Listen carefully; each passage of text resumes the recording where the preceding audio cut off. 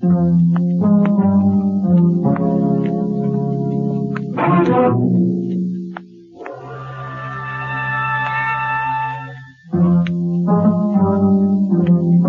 Columbia Broadcasting System presents yours truly, Johnny Dollar.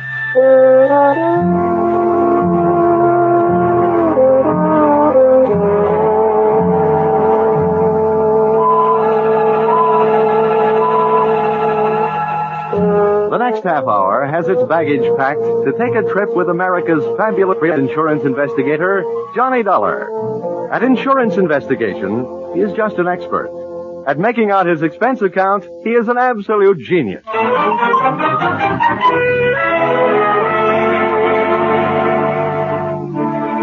Expense account, submitted by investigator Johnny Dollar. To Home Office, East Coast Underwriters, Terminal Building, Hartford, Connecticut. The following is an accounting of my expenditures in the investigation regarding the Parikoff policy for your company. Expense account item 1. Plane fare to Benton, Ohio, $40.04. Item 2, plane fare Benton back to Hartford, $40.04. Explanation, purchase 2 one-way tickets. Because of the type of case I'm usually assigned, I never press my luck by buying round trips. This time I was almost right. Expense account item 3. Cab fare, airport to Valley Hotel, $2.20. Tip to driver. Gee, $1. Naturally. There'll be steak on the table tonight. Welcome to Warfare City. Hey, Dorman. Yes, sir. What can I do for you, sir? Bring my bag inside, will you? Here. $1. Always. All you need is $1 and a fare. Yeah, but does that mean you have to have a lot of strange people in the house? Good evening, sir. Hello. You have a reservation for Johnny Dollar? Yes, Mr. Dollar's in his room. He checked in about 8 o'clock. Huh? Oh, I guess I ain't the man I used to be. What room is he in? Oh, sorry, sir. I'm not permitted to tell you that. I can phone him. Oh, no, never mind. Let me have one of those envelopes, will you? I'd like to leave my card for this Mr. Dollar. Yes, sir. Here you are. Thanks. Here, just pop this in his box. The clerk popped the envelope into box number 207, and I propped myself into an elevator going up to room 207. I come to Benton to investigate a murder, and in just a matter of minutes, I found myself ready to commit one.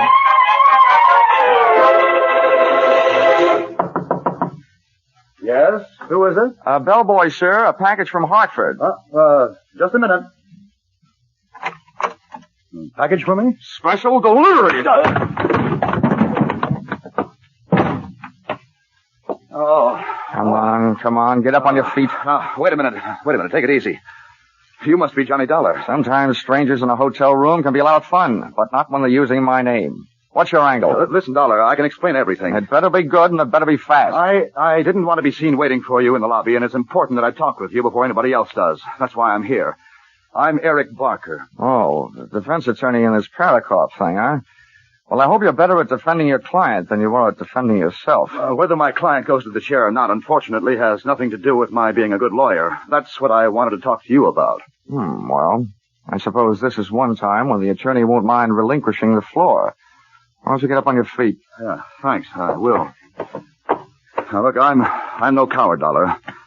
But if either one of us is going to get any place on this case, we'll have to work together. Now, I need your help. And I need it badly. I do a single act, sorry. Now, don't be hasty. I can help you, too. Just how much do you know about the Parikoff murder? All I know is it's one of the screwiest cases I've ever run into. All over the country, beneficiaries are knocking off insured people. But not here in Benton. Oh, no, here they tell me the insured man, Harlan Wolf, knocked off his beneficiary and partner, Parikoff. And now I've got the jolly assignment of trying to keep the state from executing the insured man. My employer, East Coast Underwriters, isn't anxious to see $100,000 of their money burn up in the electric chair. Well, at least we're both stuck with the same tough job. Now, look, I'll tell you the few things I already know, and you fill it in from there.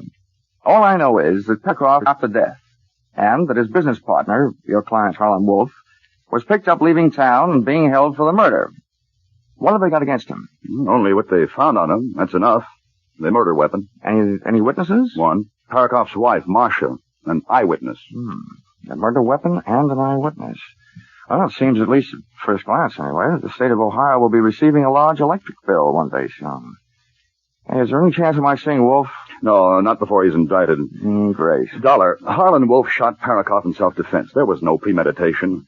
Well, I'm convinced that I could get him off with a second-degree manslaughter verdict if it weren't for the tactics of the prosecution. What's that? Well, they not only have intimidated my character witnesses, they've suborned their own to perjury. That's the sort of thing I'm up against. Well, as the insurance companies keep on saying, never say die. Say, where can I find the widow Parikoff? Well, if they aren't holding her in protective custody so nobody can question her, she may be at home. That's 1375 96th Street. That's a lot of figures. By the way, how's hers? Expense account item 4, cab fare to home of murdered man and the girl he left behind him, $2.40. I shivered all the way out to the suburbs, but not from fear or anticipation. A simple case of summer shorts in red flannel weather. The Parikoff place was obviously the product of a good income and a bad architect. It looked like a great big wedding cake, and Mother Nature had mercifully iced the confection. The front walk was white and untrammeled as if driven snow. As a matter of fact, that's what it was. 3 inches of it. Which meant that Marcia hadn't had a visitor in the past couple of hours. I was playing detective, and somebody inside was playing the radio.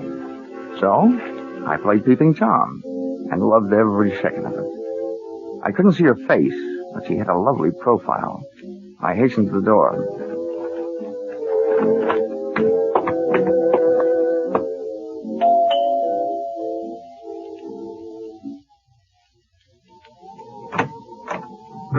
Wow. Her hair was red and her eyes were green. Her hair stopped you cold and then her eyes gave you the go signal. Yes? Would you mind saving that yes for later? I beg your pardon? Well, I've come here to ask your help and I hope you'll say yes. My name is Johnny Dollar. I've been sent to Benton to investigate the death of your husband. Well, why? Has this turned into a federal case? No, I'm from the insurance company. Oh. Come in. Thanks. Say, where can I put my coat? This snow will melt all over your carpet. Let it melt. Just throw your coat any place. Okay. Good shot. Come on in by the fireplace. It's nice and warm. I should have brought some chestnuts. I could have followed her with my eyes closed. She headed for the living room, leaving a pathway of perfumed air behind her, and I didn't waste a breath of it. Hey, that's nice perfume. Sit down. Thanks. Hey, you have good taste. That chair is a genuine antique. Oh? If you can stand a compliment before we get down to business, you certainly furnish a room. Oh, most of the things are just reproductions. Not the things I'm talking about. Oh, you mean me? Uh-huh. Oh, this is a happy surprise. I expected to find someone fatter and 40-er. My husband was. And now, what about his insurance? Oh, you got me wrong. You see, I'm working for the company that insured the man being held for the murder of your husband, Harlan Wolf. What do you want from me? Just your story of what happened. Oh, that I can't do. The district attorney had a long talk with me about it. I'm not supposed to say anything to anybody about it until the trial. Well, I'm not asking you for any state secrets. I just want you to save me a trip down to the morgue. Oh, don't be so brutal. Oh, sorry, I didn't realize you were still in mourning. That negligee confused me. Anyway, I meant the newspaper morgue. That's what they call their files. You gave them a story. Why won't you give it to me? I told you I can't. Okay. Sorry I wasted your time. Oh, wait a minute. Don't go. Well, you aren't exactly cooperating. Oh, please sit down. I'm going crazy in this house alone all the time. Can't we find something else to talk about? Sure. Later. First things first. That makes sense. All right. I don't see how it could be wrong to tell you what's already been in the newspapers, Johnny. Yeah, that's right. Go ahead. All right. Well, Harlan Wolf and I were here in this room alone. We were discussing business. Business? Business. The Ohio Corporation. My husband is the president. Harlan Wolf is the secretary-treasurer, and I'm the vice president. I can't resist this. But your kind of businesswoman makes this anthracite heart of mine feel very bituminous. What? I don't get it. Let it go. So, you and Wolf were sitting here talking about your coal business. Where were you sitting? Well, I was sitting over there at the desk. How about Wolf? Well, he was sitting where you are right now. And Then my husband came home. And no doubt accused you and the secretary-treasurer of putting in too much overtime. Is that it? Yes. Oh, it was terrible. They fought, and finally Harlan ran over to the couch over there and pulled his gun out of his overcoat pocket and started pulling the trigger. Who called the police? The neighbors? No, I did. Well, that's all there is to it. That's all I wanted to know. It didn't hurt, did it? No. Now, how about using those big shoulders of yours for throwing a log on the fire? Sure. I'll go outside and get one. No, there are logs in here. I'd rather go outside and get one that's a little damp. They burn much slower. Oh. Well, then, while you're at it, get a big one.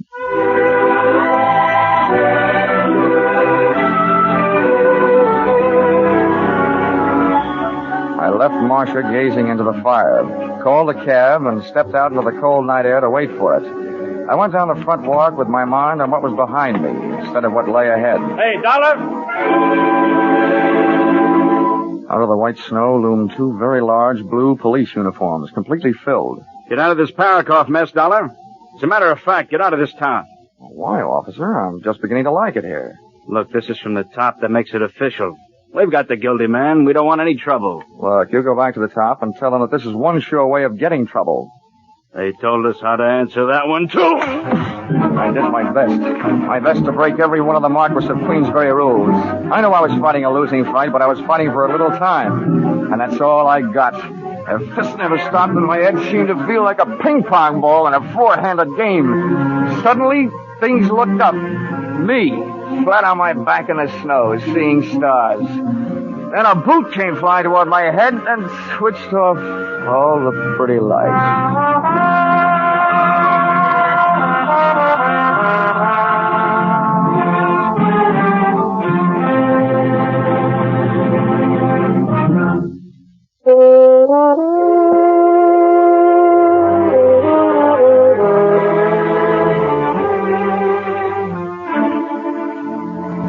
Continuing expense account submitted by Johnny Dollar to the Home Office, East Coast Underwriters, Terminal Building, Hartford, Connecticut.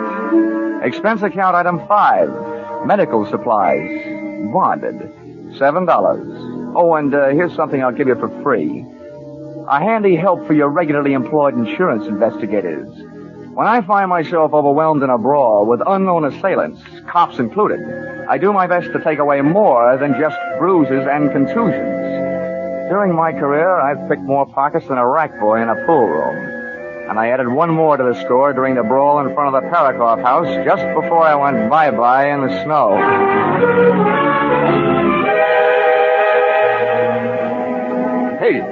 Hey, mister, wake up. Come on, wake up. You'll catch your death and cold. Did you call a cab? Yeah, I think so. Holy smokes, your face. Was you robbed? What's the matter? Isn't it there?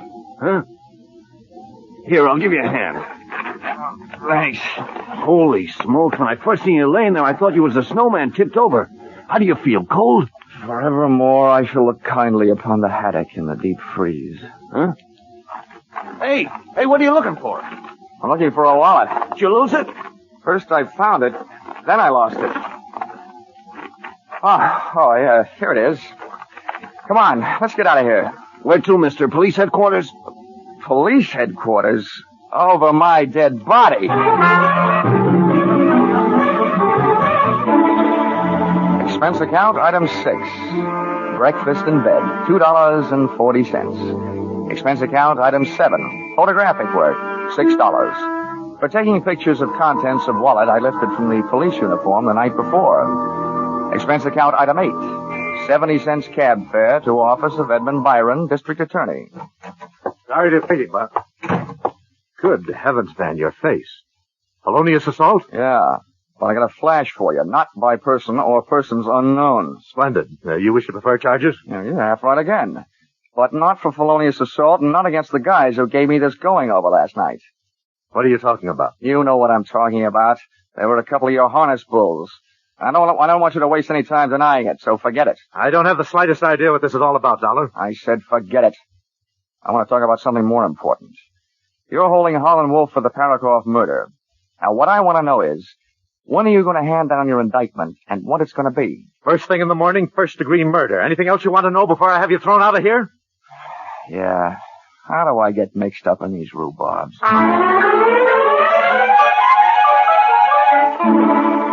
Expense account, item 10, 5 cents. A phone call to my partner in despair, Eric Barker, attorney for the defense, who agreed to lend me a set of police photographs of the scene of the crime and the principals involved.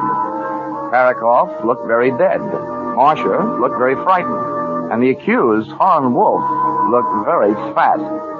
The pictures of the scene of the crime indicated the shooting occurred with Parikoff and Wolf standing face to face, and that all of the bullets had gone banging straight into the right side of Parikoff's body. I set up an appointment to meet Barker at 3 that afternoon, and decided to make the most of the time in between by seeing what kind of a trade I could make on that wallet I'd picked up during the winter sports of the night before. The name in it was Ben Arnold, and the address was disreputable.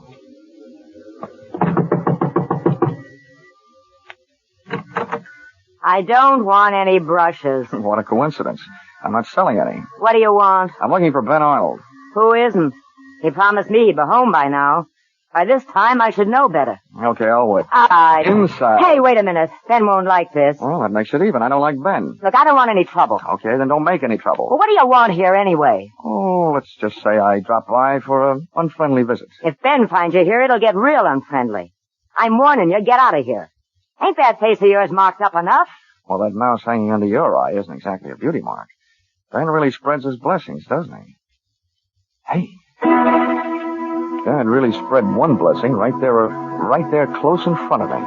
It was a small room, about the size of a large closet, with a clothes sprawled high and low, making the whole place look like a collapsed clothesline. And there, hanging on the back of the door, was Ben Arnold's police uniform. My eyes popped out, pushed one of its shiny brass buttons, and rang the bell. There, with two brass letters on the brass, stood the initials CPD. And CPD were never the initials of the Benton Police Department.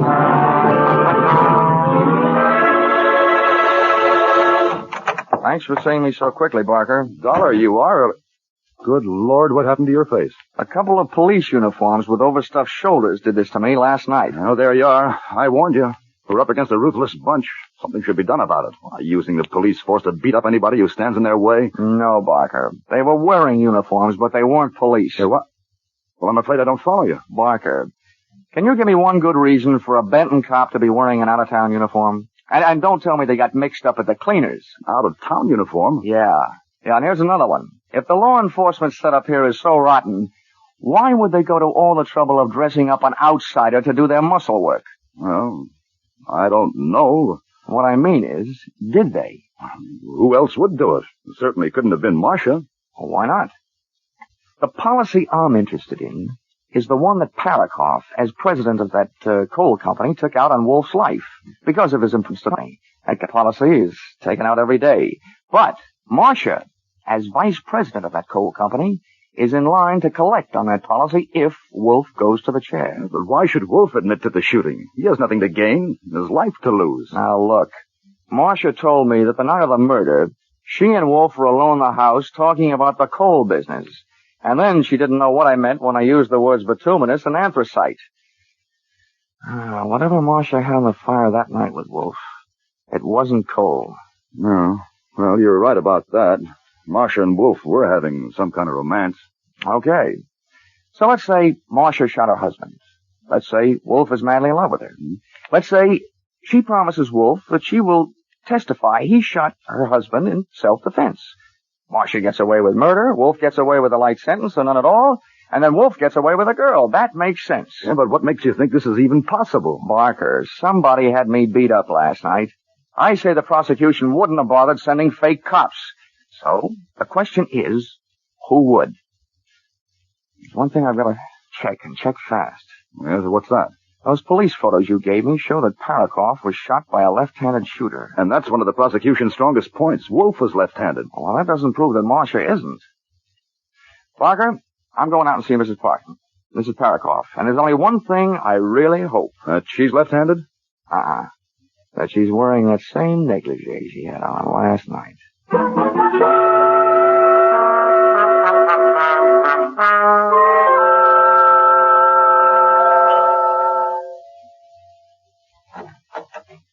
Hello, Marcia. Can I come in? Why, Johnny, what happened to your face? Oh, I didn't get down to the beauty parlor today. You look like you've been fighting. Uh-huh. Not too well, but wisely. Well, come on in the other room. And, how about throwing another log on the fire? Hey, you're a little firebug, aren't you? You should have lived back in old Nero's time. Whose time? Never mind. I'll tell you what, I'll build the fire if you light it. Well, I'd love to. Oh, you're getting a dry one from inside. Last night you went all the way outside to get one that would burn for a long time. Oh, that was last night. You got some paper? Here's some. There we are. Okay, hot point. Here's my lighter. Touch it off. Okay. There, that'll do it. Come on. Sit down over here. No, over here'll do. This chair is a perfect fit for me. Which makes me think maybe the state of Ohio has a chair that's a perfect fit for you. What are you talking about? Well, if you want to play games, I'll read you the rules. You know, there's a big advantage in being on my side of investigation.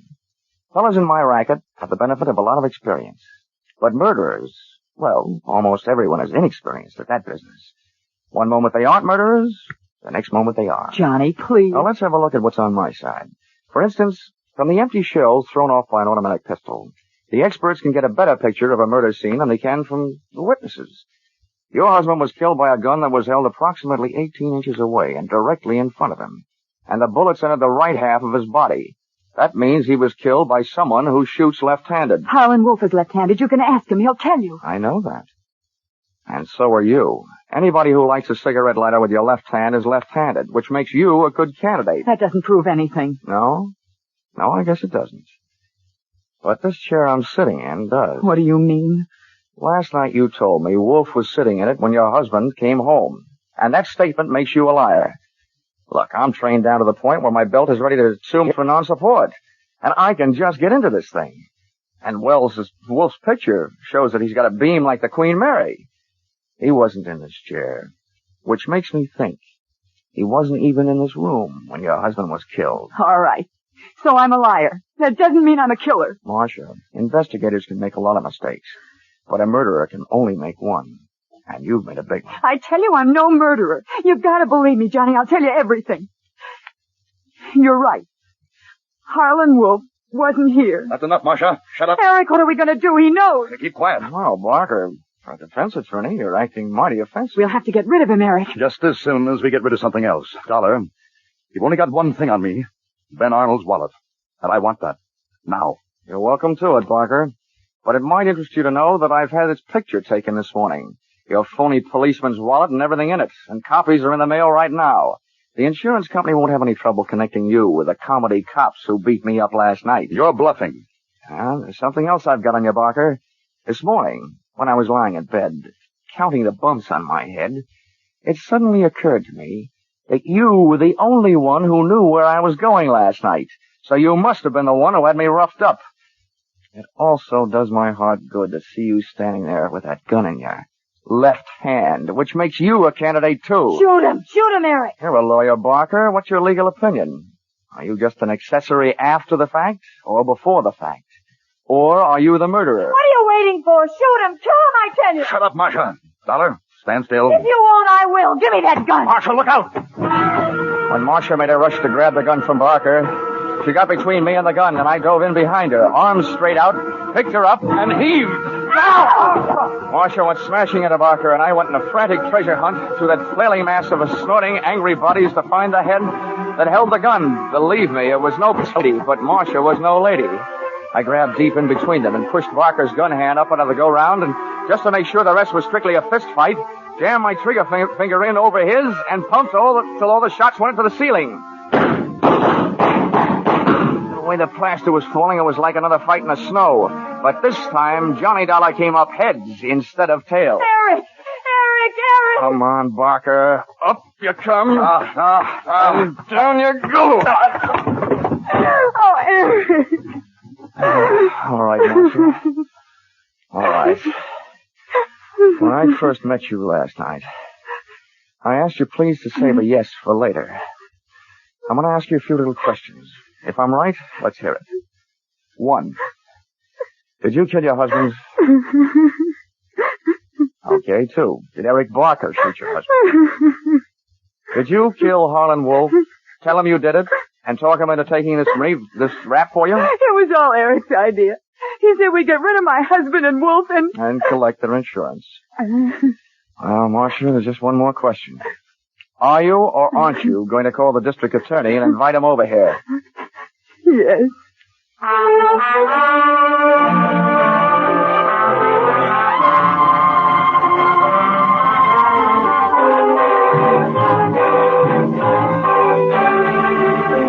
Expense account item 11. $12.40.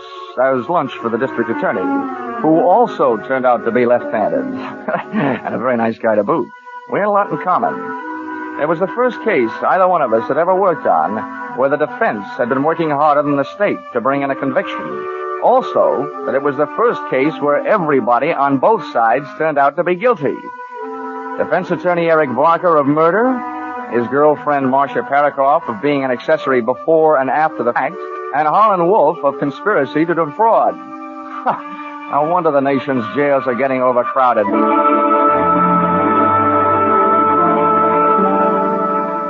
Expense account item 12, $700. Side trip to Miami, Florida. Purpose, Purpose, to recover from catching 40 winks and a miserable cold in Benton, Ohio snowbank. Hey, Johnny, come on in. The water's fine. Expense account total, $1,230.20. Signed, yours truly, Johnny Dollar.